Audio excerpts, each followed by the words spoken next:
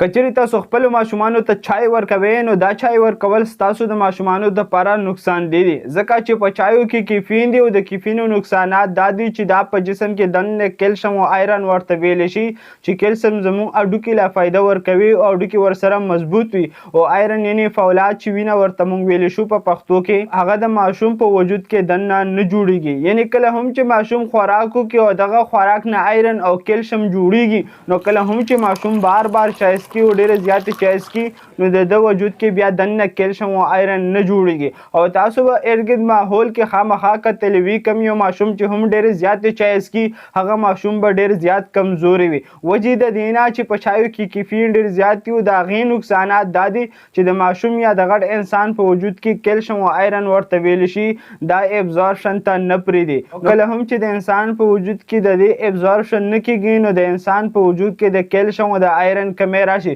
چې د هغې په وجه د ماشوم هډوکي کمزوري وي ورسره د وینې کمی هم را پیدا شي او کچری ستاسو ماشوم د یو کال نه کمی نو هغه ته به تاسو هرګز چای نه ورکوئ ځکه چې دا چای ورکول د هغه د صحت دپاره بې انتها نقصان دی او هغه چای به هم تاسو ماشومانو ته نه ورکوئ کمی چای چې تاسو پخپله استعمالوئ او پخپله څکئ یعنې کمی چای هم چې تاسو ځان ته برابروئ نو په هغې کې خامخا د چینې مقدار هم زیات وي او ورسره تورې چای کم ته چې موږ پتې ویلی شو د هغې مقدار هم زیات وي نو کچرې تاسو دغه چای ماشومانو ته بار بار ورکوئ نو د ماشومانو په معده کې زهر هم جوړوي او ماشومانو ته آلریډي نقصان دی او چای اسکل دومره فایده نه لري بلکې د دې نقصانات ډیر زیات دي او چای اسکل نن سبا زموږ یو اډکشن یو عادت جوړ شوی دی چې په دې وجه باندې موږ بار بار چای اسکو کچرې اوس داسې ماشومان وي چې هغه خامخا چای نه پرېږدي نو د هغوی دپاره تاسو ته پکار دي چې ماشومانو ته خپلې چای برابروي چې په هغې کې د چیني مقدار هم تاسو کم اچوئ ورسره چې کم تورې چای دي تاسو پکې کم اچوئ چې صرف د هغوی عادت پې پوره کیږي او هغوی ته څه نقصان نه ورکوي نو کچرې ستاسو ماشومان یو هغه بار بار ډېرې زیاتې چای څکي نو داسې کومه طریقه ده یا کم داسې میډیسن او دوايي ده چې د هغې سره ماشوم د چایو نه منع کیږي نو کچرې دغه شان انفارمیشن کې تاسو انټرسټډ یې نو د هغې دپاره تاسو موږ ته په کمنټ کې ولیکئ نو موږ به تاسو ته د دې ویډیو سیکنډ پارټ هم راوړو او دغه شان میډیکل انفارمیشن موږ تاسو ته ډیلی بیسس باندې راوړو نو کچرې تاسو دغه انفارمیشن خوښ شوي وي د خپل فرینډ سره شیر کړئ